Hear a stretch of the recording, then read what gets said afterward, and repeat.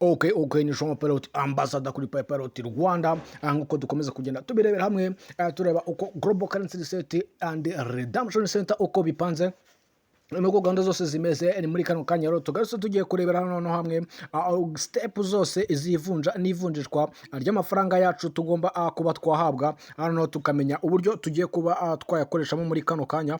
Niyo mpamvu rero muri kano kanya tugiye kurebera hamwe currency exchange bond redemption protocol of the XRP quantum financial system, kugira ngo noneho tube twagendera. Wowe ugeze kuri Pelot Rwanda ku nshuro ya mbere, icara ukore subscribe, maze ubundi urebe n'ibindi biganiro byose byagiye bitambuka, kugira ngo ubashe kuba wasobanukirwa ibintu ndimo ndavuga cyangwa se ndimo ndagenda nsobanura, kuko byose bifite ahantu byagiye bituruka naho byahereye. Ndakubwiza ukuri ko uhereyemo hano hagati udashobora kumva neza ibyo ndimo ndasobanura, wakumva ari imigani cyangwa se ukumva ari ibindi bintu bitabaho. Kandi noneho yongera mbibutsa ko ibi biganiro mba ndimo ndakora ntabwo mba ndi kubikora kugira ngo njye nawe tubyumve kimwe, ahubwo ufite uburenganzira bwo kubyumva uko ubishaka, ukabyemera cyangwa se ukabyanga, kuko nanjye ntabwo ari njye uba wabihimbye, ntabwo mba nabyanditse n'ikimenyimenyi mba mbereka inyandiko zibisobanura.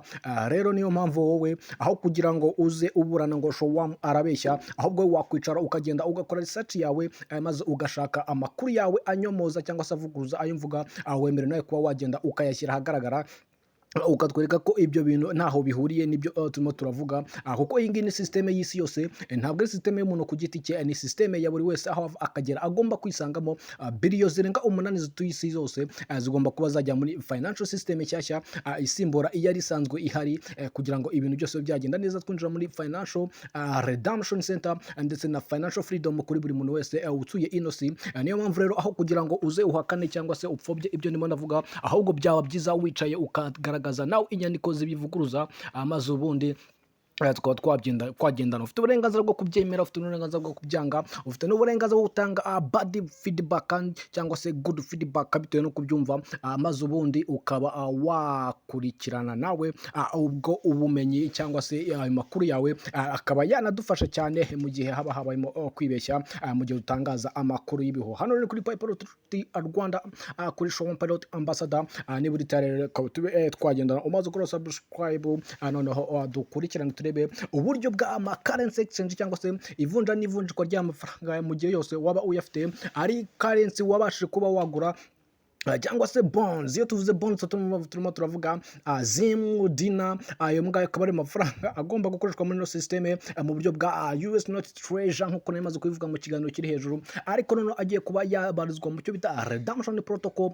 of the XRP, nka king of money cyangwa se king of cryptocurrency, king of quantum financial system currency, ugomba kuba ufite kugira ngo ube wayitunga. None reka turebere hamwe kugira ngo turebe uko ibintu bimeze. Tugiye kureba step cyangwa se uburyo bugera ku 9 umuntu agomba kuba yakurikirana kugira ngo agere kuri bino bintu byose muri rusange. Reka tugende tureramo. Baratangira basobanura bati everyone cyangwa se buri umwe wose wabashije kuba yagura currency iyo ari yo yose. Ahangaha no kuvuga ngo izo wibitseho izarizo zose hano turi kurebera impamvu Global Currency Reset irimo iragenda iba, ni impamvu amafaranga ayu munsi tuvuga ni isoko ritukura ryamaze kugenda rimanuka, amafaranga arimo arimurwa avamo muri za crypto exchange bayahindura muri Rainbow Coin. Twagiye tubona arizo XRP, XDC, Arigana, IOTA na Pi Network n'izindi zigiye zitandukanye zose, kugira ngo tube twabasha kuba twagendana.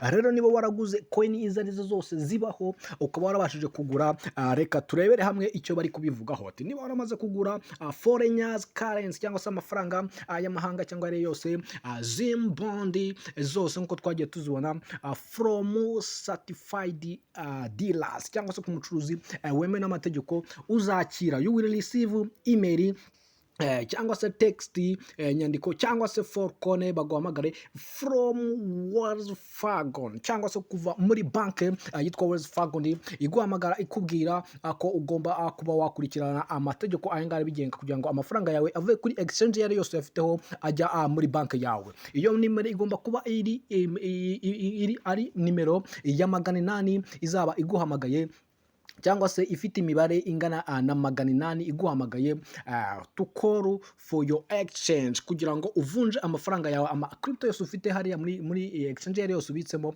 kugira ngo abe yaba exchange muri XRP nkuko tumaze kubibona hejuru kandi ibe yaba exchange mu cyo bita bonds bond cyangwa se mu cyo bita Rainbow Coin XRP XDC Argana Ayotana n'izindi zigiye zitandukanye kugira ngo winjire mu cyo bita redemption appointment uhabwe appointment y'uburyo uza kwinjira muri redemption ngo ino namba yihe ya 800 ngo can be sent or others of their user ishobora kuba yakorezwa cyangwa se yakoreshwa n'abarimo barayikoresha iyi ngiyi rero ikaba ariyo gahunda ya mbere ku bantu bose muri kubona habaho global currency reset ku mafaranga yabo ari muri ma exchange bari kugenda bahindurirwa ndetse banabahamagara kugira ngo bayohereze muri redemption center kandi bivuye mu cyo bita World Fragoni nka banki tuzi zagiye zikora ibintu bikomeye cyane mu minsi ishize zinjira muri global currency reset ndetse zinafata amakuru y'abaturage ziyashyira amafaranga kuri counter financial system ni World Fragonies, GPM Morgans ndetse na Citibank n'izindi zigiye zitandukanye ndetse na Federal Reserve yo muri Amerika. Izo zose twagiye tuzibona mu biganiro byose byagiye bikurikirana twagiye tuzigarukaho kenshi cyane. Iyo ya mbere rero igiye gutangira gukoresha buno buryo bwo guhamagara abantu kugira ngo babasha kubona. So ngo when you call mu gihe uhamagawe uzabazwa ibibazo bimwe na bimwe kugira ngo ube watangira akazi. Ngo nuhamagarwa rero ni nimero ya 800 ngo you will be asked questions to confirm your identify kugira ngo bazakubaza ibibazo kugira ngo babanze bamenye umwirondoro wawe. ngo akakana nako mukiteho ngo they will then route you regional call center close to your home. ngo nimero yawe cyangwa se ubwo muzamo muravugana bazaguhuza n'undi muyoboro w'icyicaro kikwegereye gishobora kuba cyagufasha aho uherereye cyangwa se muri location yawe weho ubwawe wihitiyemo kugira ngo ube wahabwa appointment y'izi gahunda zose tuba twagiyemo. Rero mu gihe umaze kubona appointment yawe mu gihe gitoya cyane byibuze cy'iminota 10 ngo before cyangwa se mbere yuko appointment wamaze kwihabwa mu minota 30 ishize abantu ba redemption guide bazahura nawe bazakugera mu minota byibuze 10 cyangwa se 30 kuko bazabanza guhura n'icyicaro kikwegereye maze ubundi babe babasha gukora. Mbibutsa ko nabasobanurire ko ikitwa Global Alliance gifite aba agent bagomba kuba badufasha mu buryo bugiye butandukanye kandi bagomba kuba bari ahantu hose ku isi yose. Ntutangiye kwibaza ngo se ngo abantu bazava muri Amerika bangeraho bate ngo ibintu bizagenda bite, ahubwo nibamara kuguhamagara bazaguhuza n'ukwegera bitewe n'ahantu uherereye maze ubundi babe bakugeraho bagira amakuru bakubaza bagira n'ibyo bagukorera maze ubundi utangire kuba wakoresha cyangwa se wakwinjira mu cyo bita redemption center. You can help throughout your appointment as through and 9. Ugomba kumva rero zino system zose zino step zose ukabafasha kugira ngo mubashe kuba mwabinyuramo neza. Tugiye kubona station 9 tugomba kunyuramo kugira ngo iki kintu cyo kwinjira muri redemption center tunye tugikurikira. Hano mugiye kwicara mukitonda neza mukabyumva neza kuko inyinshi muri twebwe nk'abapioneer bamanize Pi Network zose twarazirangije tunazigeze kure. Abandi rero bagiye kuba bafata andi mafaranga bose bagomba kuba nabo bazigeraho. Ino nyandiko rero ni nyandiko itomoye isobanura ibintu byose ku murongo uko bipanze. Waba uri umupioneer irakureba cyane wamenya aho ugeze ndetse n'ibyo usigaje kugira ngo wabona Pi Network Pi coin yawe cyangwa se Pi currency yawe kugira ngo ubashe kuba wayakoresha. Aya ngaya rero ari mu mafaranga amwe agomba gukoreshwa mu cyo bita redemption center kugira ngo umuntu wese abashe kwinjira muri counter financial system kandi abashe no kwinjira muri financial freedom nkuko twagiye tubisobanura neza. Station 1 nkuko murayibona yo iza isobanuro cyangwa se step ya mbere aba ariko tuvuga ni known as your client cyangwa se KYC nkuko mwagiye mubona. Buri muntu wese uri muri Pi Network yamaze gukora KYC n'abatarayikora uyu munsi barimo barayibona ndetse n'abandi bari kugenda bakorwa migration ari byo tugiye kujya tubona hose. Zino step zigera ku 9 zidufasha kuba twakwinjiramo. KYC igomba kuba presenting your ID kandi your ID yawe ifite amafoto abiri. Gira ngo murabizi mwese muri gukora KYC mutanga ID yawe mu mafoto abiri, igice cy'imbere ndetse n'igice cy'inyuma kigomba kuba kiri recommended ayo mafoto kugira ngo abe yatambuka. ngo you will be given irizo scan, uza scaningwa amafoto za scaningwa yawe, nawe uscaningwe by biometric vibration, aho bazagukorera uburyo bwo kuguscaninga. Ubu buryo muri Pi browser bumaze kugeramo cyangwa se bwagezwemo, aho Pi browser uyu bwayo bamaze kuzana quantum financial system kugira ngo bakaze umutekano wacu. Byo twagiye tubibona aho bashyizemo quantum biometric system igomba kuba yajya idushyiraho umutekano ku ma wallet yacu. Ariko nkuko nagiye mbisobanura, iyo ukorejemo fingerprint, ntabwo ino fingerprint twari imirongo yawe ku rutoki gusa, ahubwo itwara DNA zawe kugira ngo ube uzi neza ko uri umuntu wa nyawe kandi uri umuntu muzima, kandi nta muntu ushobora kuba yakwinjira muri account yawe. Iyo ukoresheje Face ID yawe ntabwo itwara ijisho gusa, ahubwo itwara n'imboni yawe ikajya kwitandukanya n'izindi mboni ku buryo igera ku misokoro mindani ishingiye kuri DNA ye. Mbibuza ko ingiye ari quantum financial system ifite ubushobozi butandukanye n'ubwo izindi system zose zagiye zibaho kugira ngo bibe byabanza kuba. Iki ngiki ni ikintu cya mbere rero tugiye kuba twabona ejo bundi, kubera ko ngira ngo mwarabibonye ko Dr. Nicholas yatweretse ko ikitwa 6 period or grace of period igomba kurangirana no kwa 12 ku itariki 31, yongeyeho ukwezi kumwe, ariko shyiramo ingingo ivuga iti 60 of period ntabwo yo ubwayo iyi ntabwo irangira ahangaha, ariko twongeye ukundi kwezi kugira ngo buri muntu wese abashe kuba yashyiraho umutekano wacu. Bishatse kuvuga ngo uku kwezi kwahariwe umutekano kuva ku itariki ya mbere z'ukwa mbere kugera ku itariki 31 z'ukwa mbere, ahangaha hahariwe umutekano. Bishatse kuvuga ko tugiye guhabwa Pi browser irimo no quantum biometric system idufasha kuba twafunga ama account yacu, buryo niyo umuntu yaba yarakwibye passphrase adashobora kuba yakwiba amafaranga yawe, kubera kuza ko yashyizeho imitekano yawe ariyo monetizing, ariyo authenticator, ariyo fingerprint biometric system ndetse na Face ID yawe kugira ngo ukaze umutekano. Ibi ngibi biri commanded rero kuri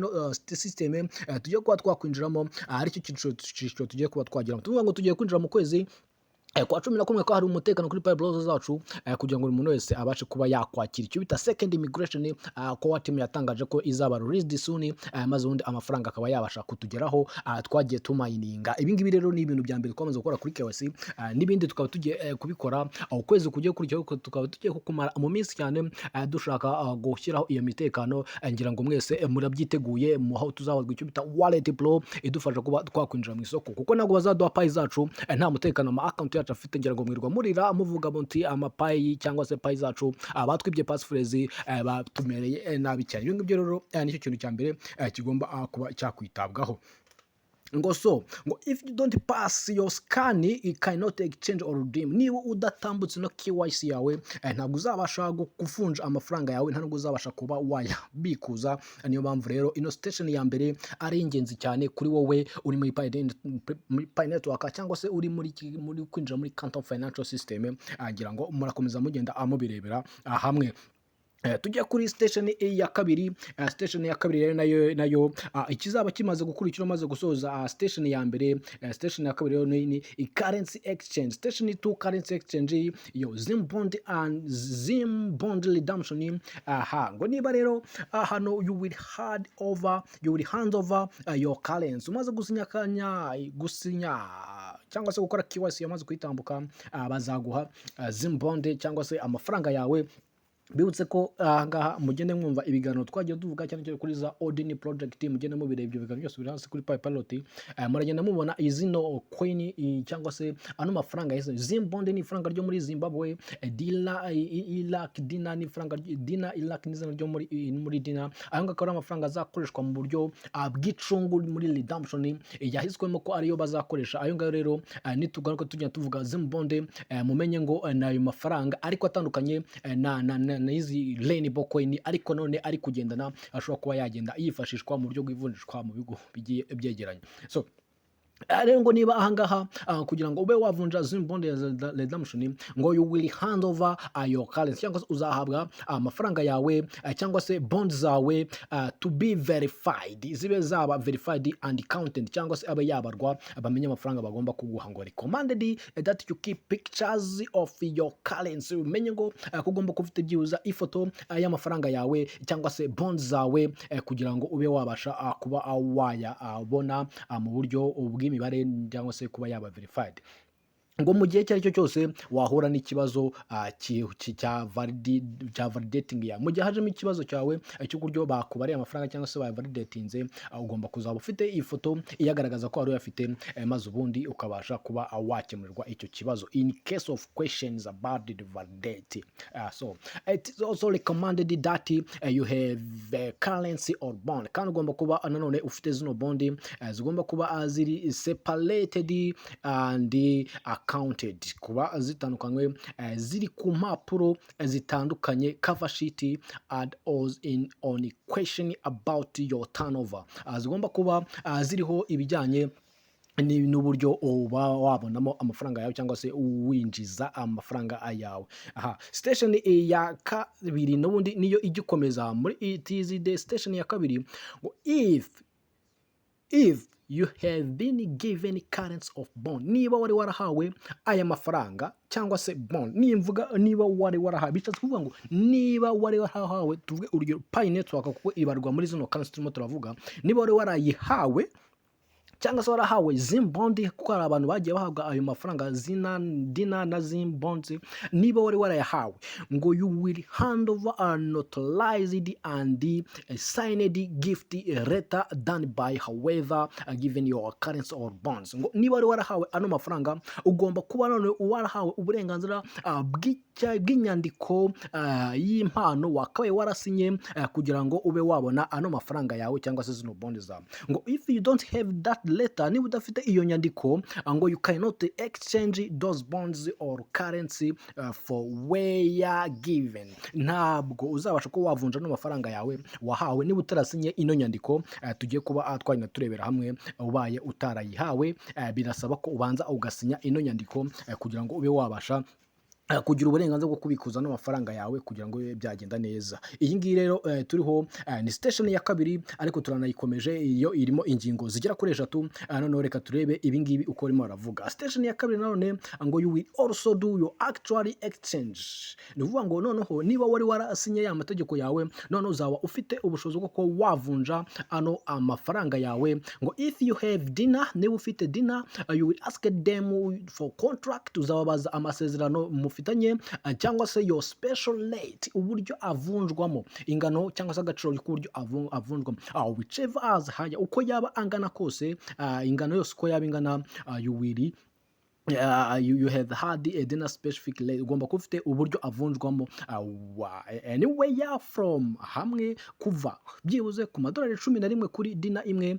kugera ku madolari 17, ngo bashingiye kuri compare of international rate of your just over, bashingiye ku buryo amafaranga asanzwe avunjwamo mu buryo bwa international rate busanzwe buhari uyu munsi bungana n'amadolari 4 iyo dinner. Urumva izaba yikubye gatatu hafi 4 mu buryo izaba irimo iravunjwa. None dukomeze kuri iyi station ya 4.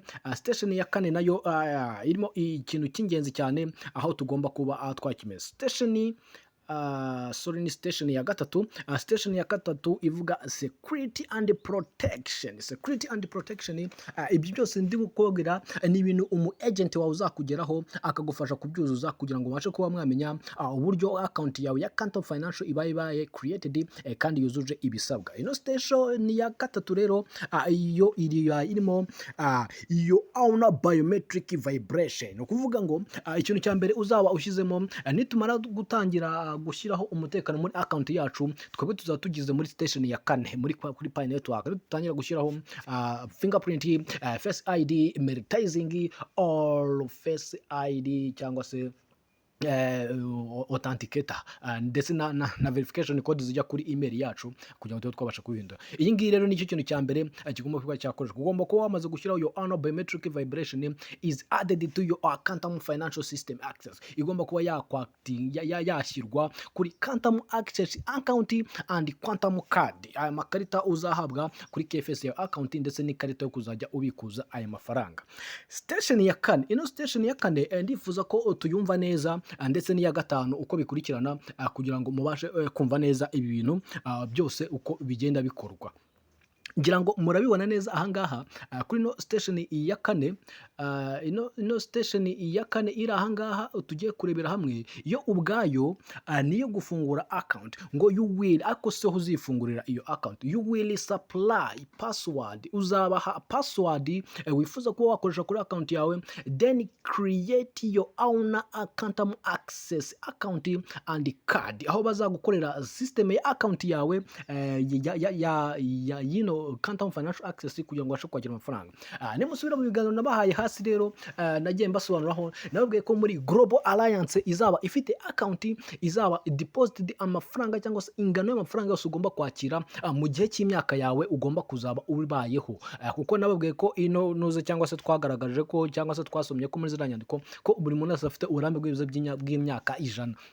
Rero account uwo mafaranga uzahabwa, ayo mafaranga azaba ari deposited muri no account yo ubwayo uzitangira password yayo wifuza kuzakoreshaho, maze undi bakagucreatingira account ya Quantum Financial System card, maze undi ugatangira kuba yashyirwamo ya mafaranga yawe ari kuva muri Global Currency Set turimo uyu munsi, yanabaye yatangiye mu bihe byashize. Iyi account murabona ko ani ya mbere uzaba umaze gukorerwa no mu agent wawe ugomba kuba iyagusapotinga. Ubu ngubu tuvugana ngewe Showman Pilot Ambassador namaze kwakira ejo ku itariki 22 nakiriye ubutumwa abumbwira ko noneho nshobora kuba nakoreye account yanjye kuri Quantum Financial System, ngomba kuba naganira n'umu agent wanjye akamfasha kubyuzuza. Hari ukuntu tuvuga bino bintu abantu bakavuga ati ibi bintu muri bavuga niyo byanabaho nibyo mu mahanga, ngo nibyo muri Amerika, ngo ni hehe ngo ntabwo bizagira bitugeraho, ariko muri beshye cyane.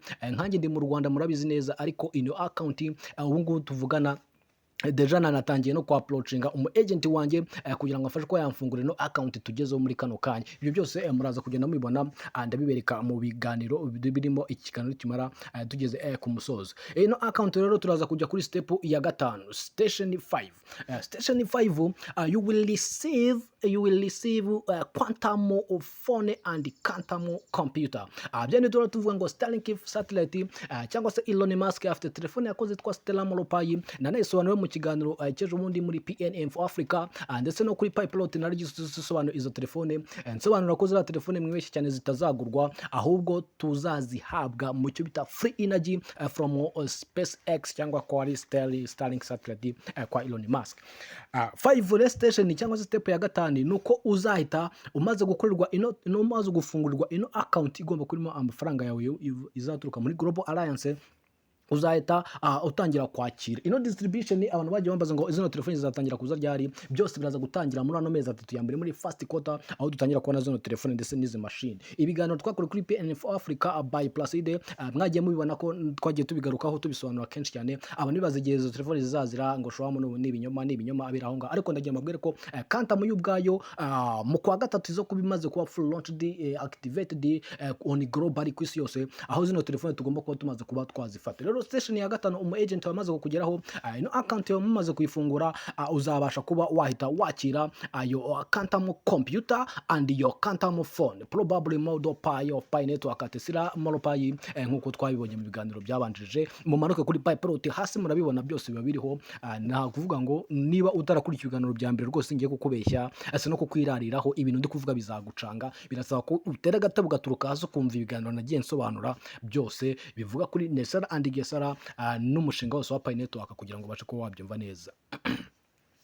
No ya 6 rero station ya 6 nyuma yuko twakira izo telefone muyumve neza ino 6 station ni ingenzi cyane. Tumaze kubona account tuzasupplyinga password, none tugiye kubona indi account ngo you will create your own Quantum Financial System transfer account. Nuvuga ngo amafaranga azajya ava muri account ya created by agent from Alliance Global Alliance.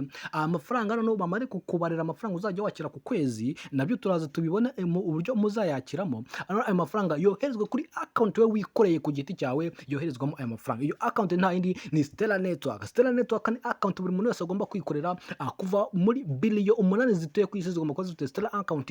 Rero utarayifunguye manuko reba ikiganiro cya 20 maze ubundi ufungure Stella account yawe, kubera ko ni system yubatswe na Quantum Financial System, amafaranga agomba kujya anyuramo muri izi account zo yo uzayikorera, ntabwo uzatanga password muri Alliance, ahubwo izahita ihuzwa na account ya mbere, amafaranga ajya ave kuri Alliance Global account yawe, Access KFS account andi kadi bahita bayatransfera transfer ku cyo bita Stellar account twagiye tubona hejuru. Navuga ngo nukoresha indi account itari Stellar Network ugahora n'ibihombo byawe, ibyo ngibyo birakureba. Twigarukire kuri step rero ya karindwi. Ino step ya karindwi, iyi step ya karindwi nayo zose zirihariye, zino step zose zirakomeye, zirasobanura ibintu byose neza cyane, umuntu ashobora kuba yabyumva neza. Step ya karindwi, you will receive your Quantum Access account and ATM card. Umaze gukora ino account ya Stellar Network, umaze no gukora account yawe ya mbere, bazakwakirira, uzahabwa ATM card uzajya wifashisha mu kubikuza n'amafaranga, yitwa Quantum Access account card, igufasha kuba wakoresha ano mafaranga yawe mu buryo bworoshye. Noneho iya munani yo rero nayo ni ibindi bindi, you will request gold access backed cash. Uzatangira gusaba cyangwa se uzahita uburyo bwo gusaba amafaranga yawe ari gold, ari backed by cash, cyangwa se atavunjwa n'amafaranga mu buryo busanzwe, ahubwo avunjwa muri zahabu. Noneho ucekinge with your proof of fund letter. Iyo amafaranga azazanana n'inyandiko igaragaza ko ayo mafaranga yakugezeho, kuko transaction yabaye nyuma yo kuba wacekinga binyure kuri iyo nyandiko bazaguha. Ibi ngibi bikaba biri muri station ya munani idufasha kuba twakurikirana ano mafaranga neza. Station ya cyenda niyo noneho nifuza ko noneho twese twumva neza, tukamenya ano mafaranga uburyo tugiye kwabwamo n'uburyo yateguwe, uburyo agomba kuba yakoreshwa. Ntabwo ari kuguha amafaranga abantu bagiye bavuga bati ese ano mafaranga ubundi niba nayaduha bakaduha amafaranga ngo ubundi ngo haza basigaye ikisuku nyina tukagarama tukaryama. Ano mafaranga ntabwo bayiguhereye kujya kuryama, ntabwo bayiguhereye kujya wirirwa aho ngaho usinda, wirirwa ugenda wanduranya, ahubwo ni amafaranga ugomba kuba wahawe wanateganyije n'ibyo ugomba kuyakoresha. Ibyo tubabwira ngo mubanze muyakire mugongwanye ko muyafite, maze munategura n'imishinga projet mugomba kuyakoresha. Izi projet mugiye kwibona ko atari projet zisanzwe, ni projet nini cyane ugomba kuba warateganyije, kubera ko n'amafaranga afite agaciro. Niba utarategura umushinga rero, ndakubwiza ukuri ko n'amafaranga ushobora kutaza kuyakira mu gihe utagaragaje umushinga ugomba kuyakoreshamo. 9 station rero iyo igishingo cyo bita Humanitarian Initiative Trust, cyangwa se ku cyizere mushobora kuba mwagirana n'umuntu, ngo you can present, ushobora kuba wasobanura hagati y'amasegonda 15 n'amasegonda 30 your snap of your humanitarian project. Umushinga wawe ugomba kuba wakoresha muri no project ya humanitarian, ukabanza ukisobanura ku giti cyawe nka humanitarian cyangwa se nk'umuturage w'isi muri no mushinga wa project mu gihe kingana n'amasegonda 15 na 30. Hagakurikiraho ikire ngo then hagati y'iminota 3 n'iminota 10 project presentation, ugomba gusobanura umushinga wawe uzakoresha no mafaranga. Ngo you will give them, uzabaha kopi ifite page 3 cyangwa 4 zisobanura umushinga wawe ugomba gukoresha of your project. Have them sign it, no basinye kuri iyo projet yawe, ngo then your second copy uzayisigara, baguhe kopi usigarana isobanura umushinga wawe ko ufite umushinga uzakoresha uzakoresha ayo mafaranga. Ntabwo ari amafaranga yo kuguha ngo wigendere ngo ugende.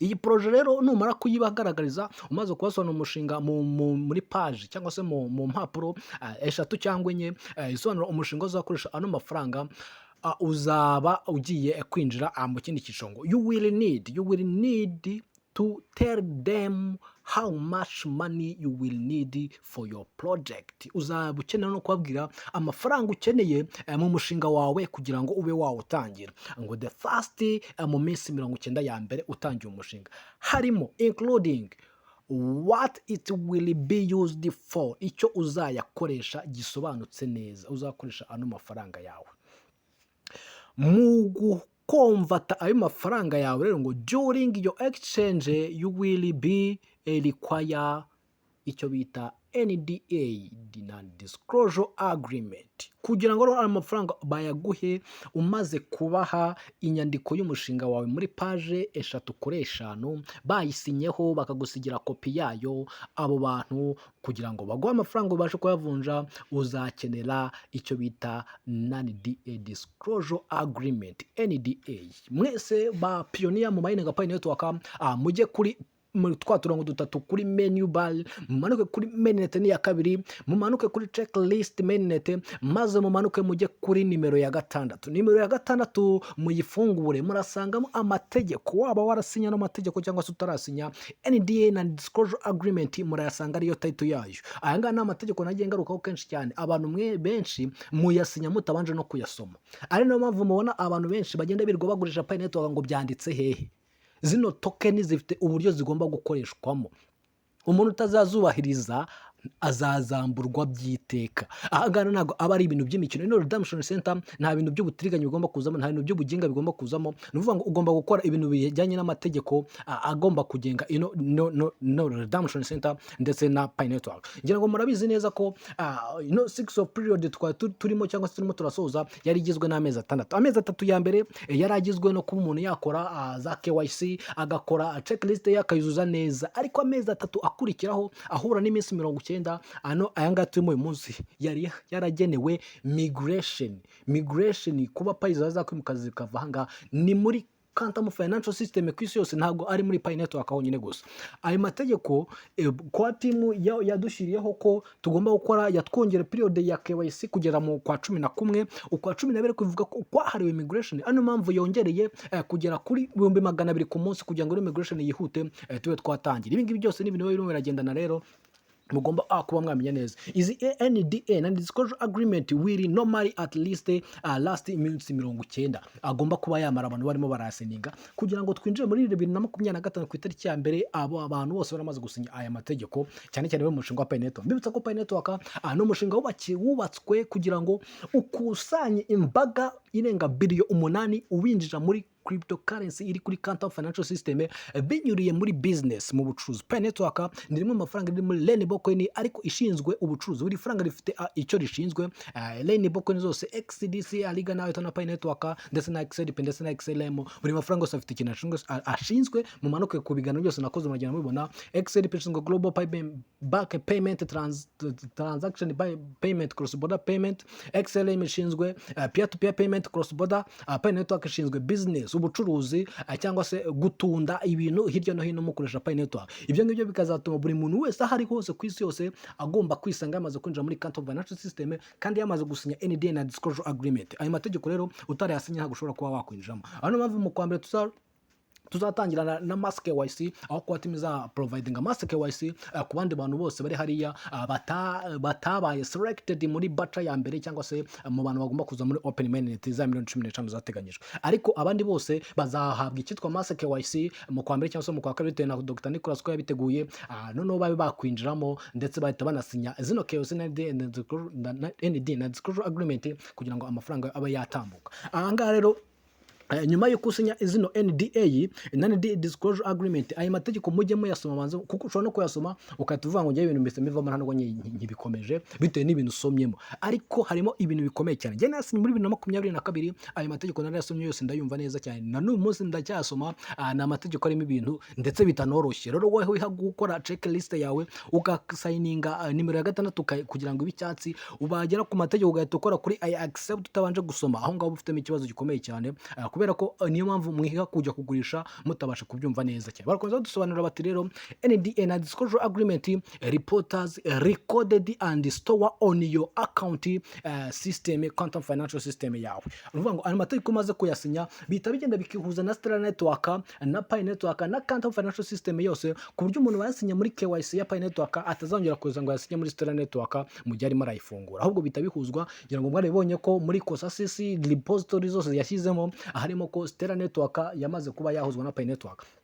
mu minsi ishize Pi Network yapugradinze system yayo ihujwe na Stellar Network. Muri Stellar Network harimo ikintu bita smart contract, solo ben smart contract, aho yaba yapugraded kuri version ya 18 n'igice n'ibice bine. Iyo ngiyo ikaba ari smart contract iza kuba yadufasha mu transaction yose, ikaba yarahujwe na Pi Network. Iyo ngiyo ikaba iranirwa ku cyo bita consensus protocol, nayo herezo ko upgraded kuri version ya 22. Iyo ngiyo ikaba ariyo idufasha kuba ya smart contract iraninga ku Pi Network, maze ubundi umushinga wa Pi Network ugahura na Stellar Network ijana ku ijana kugira ngo byabashe kuba byakorana. Rero niba usinye na disclosure agreement muri Pi Network, aho ngaho bishatse kuvuga ko deja amakuru yawe amaze gusinya signature zawe, ngira ngo murazi ko maze gusinya guha digital ID ndetse na wallet na passphrase yawe na wallet address yawe munsi y'amategeko, byose bigahita biba combined kuri Quantum financial system yawe, maze ubundi amafaranga akaba yatanye gukoreshwa.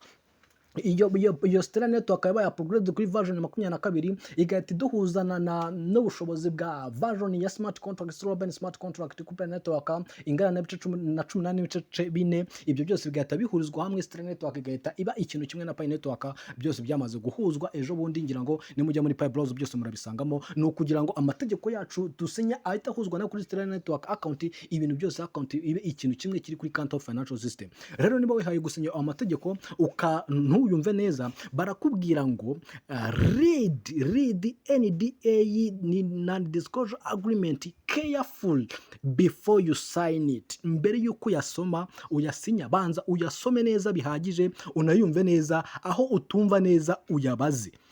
Barakubwira ngo if you sign, if you violate, niba umaze kwica amategeko ayigenga yo NDA disclosure agreement of your KFC account, ngo will be frozen, uzakurwa muri system by'iteka ryose. Niba wisha amategeko agenga, mujyemo murabisoma neza, aho bakubwira ngo nta bank nta gihugu na kimwe gifite uburenganzira bwo kukubuza gukoresha amafaranga, kandi ntabwo ugomba kuyakoresha, ntabwo ugomba kuyacuruza, kuko nta gurishwa, byose birimo. Abavuga ngo nta hantu byanditse, rero ari aho ngo birahanditse no muri white paper ya Pi Network, byanditsemo ko nta muntu uri kugurisha Pi Network.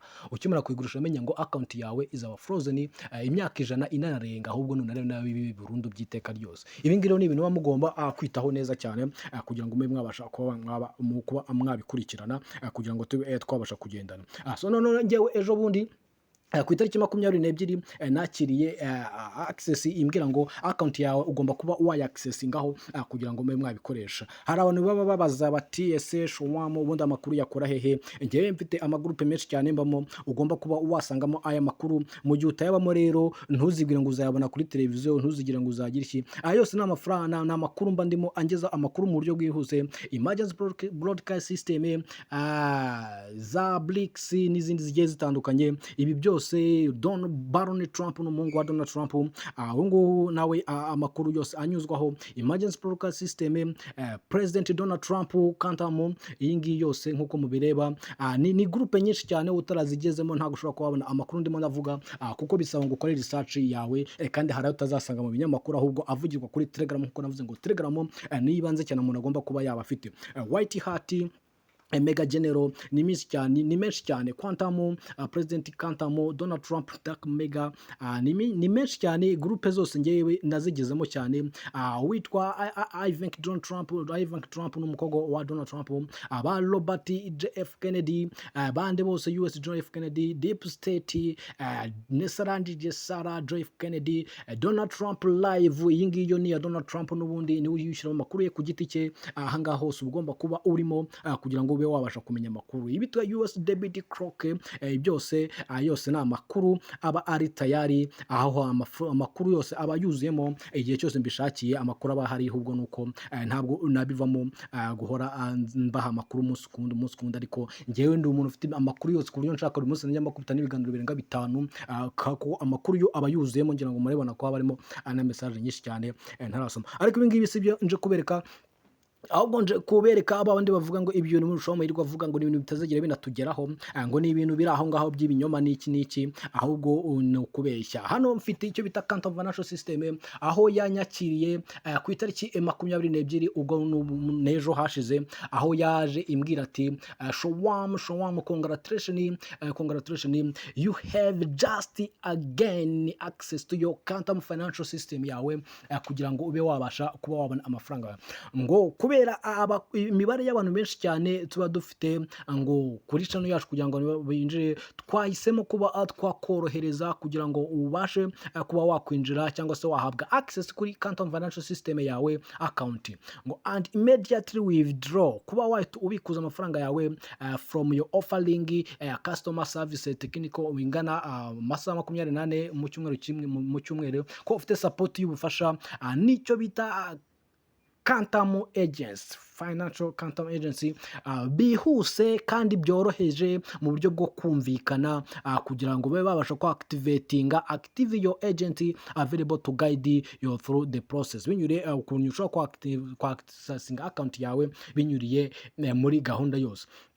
Ngo if you wish to continue to register on with your Quantum Financial System, ukeneye kuba watepinga ijambo register kugira ngo ubikuze cyangwa se wakira amafaranga yawe, ugomba kuba wakwandika ngo you ready kuri baba agent bari active bafite uyu munsi tuvugana. Ahangaha mfitemo aba active agents, ngomba kuba nakwandikira tugatangira kuganira ku buryo account yanjye aho mbaha ya password maze kubereka kugira ngo nkore account muri Alliance Global Alliance, maze mbone account yanjye izahuzwa na Stella account yanjye. Aba ba agent rero nabo baba bari live soon, igihe cyose wamuhitamo ukamukoramo, uyu nguyu akugeza kuri account yawe akagufasha kuba wayifungura nk'umu agent wawe. Aya ngaya rero ni amakuru Showam mba natanze, ntabwo ari ibintu biri mu bwihisho. Buri muntu wese ahari ku isi yose agomba kuba yakwakira zino message akabasha kuactivatinga account yiwe kugira ngo yinjiremo ahangaha. Rero mukabasha kumenya neza ko ni ibintu birimo biraba muri kano kanya, kandi binageze kure, buri muntu wese agomba kuba yakurikiza abashe kuba yabyumva neza nkuko turi kugenda tubirebera hamwe. Rero iyi ngiyi ijyare kubasobanurira exchange ukuntu ipanze n'uburyo bwose amafaranga mugomba kuyakoresha, uburyo mugomba gufatamo ibintu byanyu byose. Yari Shompalot Ambassador nkuko tumenyereye, duhure mu biganiro bigiye gukurikiraho ko ibiganiro byo ni byinshi cyane, maze tube twagenda. Shompalot Ambassador, kola subscribe ubundi dukomezanye, maze ubundi tugende turebera hamwe. Ciao ciao.